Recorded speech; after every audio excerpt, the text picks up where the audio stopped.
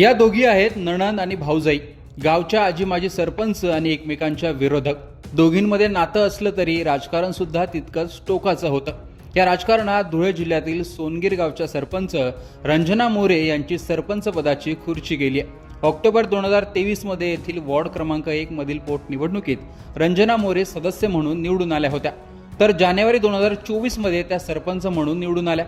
नामनिर्देशन पत्र भरताना त्यांनी अतिक्रमण नसल्याची नोंद केली होती, पण प्रत्यक्षात त्यांच्या नावावर सोनगिरी ग्रामपंचायतीमध्ये नोंदीनुसार बांधकाम असल्याची नोंद आहे व ते घर अतिक्रमण जागेवर बांधल्याची तक्रार माजी सरपंच रुक्मिणी ठाकरे यांनी जिल्हाधिकारी यांच्याकडे केली होती।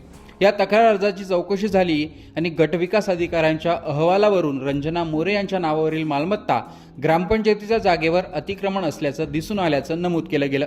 त्यानंतर धुळे जिल्हाधिकाऱ्यांनी रंजना मोरे यांना ग्रामपंचायतीचे सदस्य आणि सरपंच म्हणून पदावर राहण्यास अपात्र घोषित केलं। अशा प्रकारे सरपंच भाऊजाईचा नणंदेने करेक्ट कार्यक्रम केल्याचं दिसून आलं। मी रुक्मिणी गोरख ठाकरे, सरपंच रंजना श्यामलाल मोरे, सोनगीर ग्रामपंचायत। त्यांचं घर अतिक्रमामध्ये होतं, 50 बाय 50चं बांधलेलं। तर ते शासनापासून त्यांनी जेव्हा निवडणूक अधिकाऱ्याकडे लपवली त्या बाईंनी, मग आम्हाला ते निदर्शनात आलं की बा या बाईने चुकीचं कामं केलेले। त्याच्यामुळे आम्ही कलेक्टर साहेबांकडे अर्ज दाखल केला की या बाईचं 50 बाय 50चा RCCचा बंगला आहे म्हणून। मग सरांनी साहेबांना लावून चौकशी केली। चौकशीमध्ये ते रंजना श्यामलाल मोरे या नावाने 50 बाय 50चं RCCचं घर 8 नंबरला निघालं। त्याच्यामुळे साहेबांनी सगळी चौकशी करून त्यांना अपात्र केलं।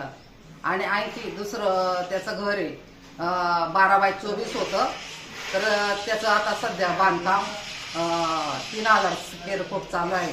अशी मी त्यांच्याकडे टिप्पणी दिलेली होती, त्याच्यावरून सर्व निदर्शनात आणून त्यांना कलेक्टर साहेबांनी अपात्र केलं। विशेष म्हणजे या गावात एकाच पंचवार्षिक काळात येथे सरपंच अपात्र होण्याची ही दुसरी वेळ आहे। भाऊजाई सरपंच विरोधात रुक्मिणी ठाकरे या नणंदेने तक्रार केली होती, त्यावरच ही कारवाई झाली आहे। त्यामुळे नणंद भाऊजाईमधील या राजकीय खेळीची महाराष्ट्रभरात चांगली चर्चा रंगली आहे। एकूणच नणंद भाऊजाईचे हे राजकारण आणि त्यावरून सरपंच पदाची खुर्ची जाणं याविषयी तुमचं मत कमेंट बॉक्समध्ये सांगा। लोकमतचं YouTube चॅनल सबस्क्राईब केलं नसेल तर ते आठवणीने तुम्ही सबस्क्राईब देखील करा।